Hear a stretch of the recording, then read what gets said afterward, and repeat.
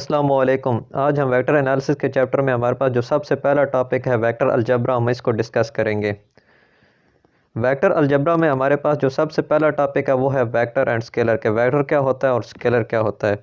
उसके बाद हमारे पास है pseudo vector and pseudo scalar, इसको हम डिस्कस करेंगे। उसके बाद हमारे पास है vector field and scalar field, इसको डिस्कस करेंगे। और उसके बाद हम वेक्टर ट्रांसफॉर्मेशन को डिस्कस करेंगे। उसके बाद हम वेक्टर ऑपरेशन को डिस्कस करेंगे। ये हमारे पास दो तरह के हैं, इन एब्स्ट्रैक्ट फॉर्म और इन कंपोनेंट फॉर्म। इसके बाद हम वेक्टर ट्रिपल प्रोडक्ट को डिस्कस करेंगे। और इसके बाद हम वेक्टर क्वाड्रुपल प्रोडक्ट डिस्कस करेंगे। और उसके बाद हम सम इम्पॉर्टेंट पॉइंट डिस्कस करेंगे। और वेक्टर अलजेब्रा में जो कुछ प्रॉब्लम है उन प्रॉब्लम को हम डिस्कस करेंगे। तो वेक्टर अलजेब्रा में हमारे पास जो सबसे पहला टॉपिक है वो है vector and scalar. Vector and scalar में हम सबसे पहले वेक्टर की बात करते हैं कि वेक्टर क्या होता है। तो वेक्टर की अगर डेफिनेशन की जाए तो है कि फिजिकल एंटिटी दैट है मैग्नीट्यूड, डायरेक्शन। ये हमें मैट्रिक लेवल तक पढ़ाई जाती है और एफएससी लेवल पे हमें पढ़ाई जाती है कि फिजिकल एंटिटी दैट है मैग्नीट्यूड एंड डायरेक्शन, कि एक ऐसी फिजिकल क्वांटिटी जिसका मैग्नीट्यूड हो और डायरेक्शन हो। लेकिन मैंने इस डेफिनेशन को थोड़ा एडवांस किया है। मैंने लिखा है कि and that transform like displacement under vector transformation. मैंने इस लाइन को अंडरलाइन भी किया है कि ये मैंने क्यों लिखा है। अब हमारे पास दो क्वेश्चन हैं कि हमने डिस्प्लेसमेंट को क्यों ऐड किया है, और उसके बाद कि ये जो मैंने पूरी लाइन को अंडरलाइन किया है इसका मतलब क्या है कि वाई दिस पार्ट ऐड। ठीक है, अगर वेक्टर एंड स्केलर की एग्जांपल वेक्टर की अगर एग्जांपल की बात की जाए तो हमारे पास जो डिस्प्लेसमेंट है, डिस्प्लेसमेंट ये हमारे पास होता है dx। ठीक है, अब जो वेलोसिटी हमारे पास होती है वो होती है v is equal to dx bye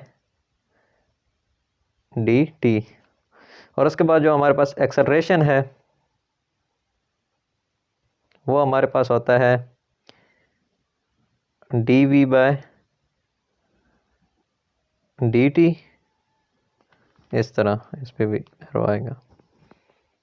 ठीक है, तो इसको हम लिख लेंगे डी स्क्वायर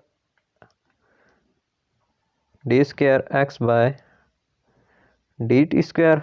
और इसको अगर हम इस तरह लिखें D by D T D X by D T. तो इस तरह जो एक्सेलरेशन है वो भी डिस्प्लेसमेंट से मिलकर बना है, वेलोसिटी भी डिस्प्लेसमेंट से मिलकर बनी है।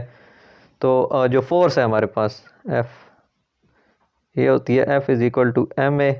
तो ए हमारे पास एक्सेलरेशन है, तो ये भी जब डिस्प्लेसमेंट से मिलकर बना है तो ओबियसली फोर्स जो है वो भी डिस्प्लेसमेंट से मिलकर बनी है। तो हम कह सकते हैं कि displacement is the building block of vector, कि जो डिस्प्लेसमेंट होता है वो वेक्टर का बिल्डिंग ब्लॉक होता है। अब अगर हम बात करें कि वाई दिस पार्ट ऐड, कि हमने इस पार्ट को ऐड क्यों किया है, तो अगर हम अंडर प्रॉपर रोटेशन बात करें, प्रॉपर रोटेशन की बात करें अगर, तो मैं इधर कहता हूँ ये कोई वाई एक्सिस है और ये एक्स एक्सिस है, ये वाई होगा और ये एक्स होगा। ठीक है, और ये हमारे पास कोई जेड एक्सिस है। ठीक है, तो अगर हम ये जो एक्स एक्सिस है, ठीक है, इसको हम अगर जेड एक्सिस के अलॉन्ग रोटेट करें तो ये क्या होगा, ये हो जाएगा इस तरह से, यानी कि इसमें इस तरह पॉइंट होंगे, ये इसमें से ये कट जाएगा ना, तो ये हो जाएगा एक्स प्राइम। और ये हमारे पास हो जाएगा, अगर हम जो वाई एक्सिस है इसको जेड एक्सिस के अलॉन्ग रोटेट करें तो ये हमारे पास हो जाएगा वाई प्राइम। ठीक है, तो हमारे पास यहाँ पे कोई वेक्टर एक ए होगा। ठीक है, कोई ए वेक्टर होगा, तो हम इसको जो रोटेट करेंगे फाई एक्सिस के अलॉन्ग फाई एंगल के थ्रू करेंगे। तो जो अंडर प्रॉपर रोटेशन जो हमारे पास जो वेक्टर ए होता है, ठीक है, यानी कि अगर हम ये हमारे पास है वेक्टर ए, ठीक है, ये इज इक्वल होगा ए प्राइम के। ए, यानी कि जो वेक्टर ए होता है और वो इज इक्वल ही रहता है ए वेक्टर, यानी कि वेक्टर चेंज नहीं होता, लेकिन जो वेक्टर के कंपोनेंट होते हैं वो चेंज हो जाते हैं। यानी कि हमारे पास जो है ये है ए प्राइम, तो इसके जो कंपोनेंट हो जाएंगे वो होगा ए प्राइम एक्स, ये जो है आई पे भी प्राइम आ जाएगा, इस तरह वाई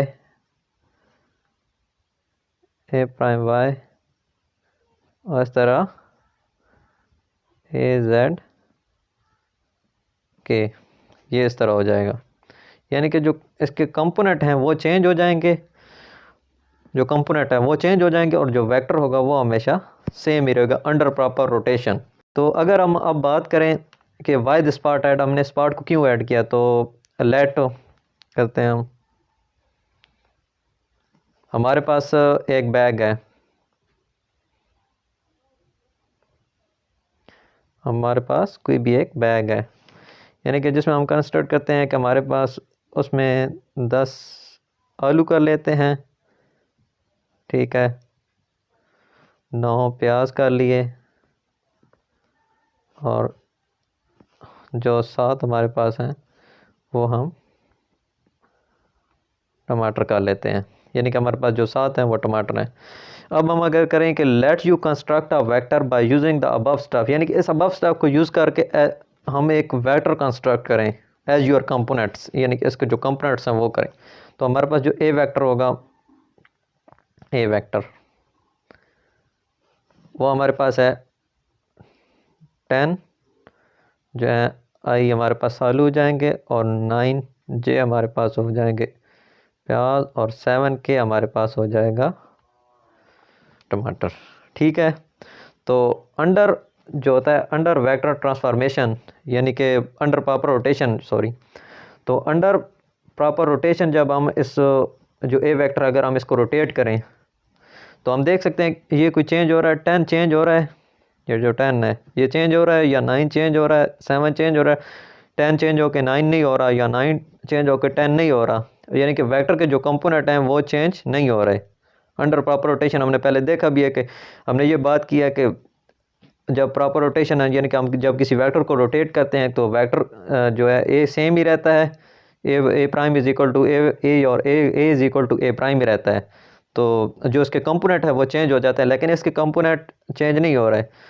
तो हमने जो इस डेफिनेशन को ऐड किया, ऐड करने का मकसद ये है कि कोई भी चीज़ जो एक वेक्टर की तरह नज़र आती है वो हमेशा वेक्टर नहीं हो सकती।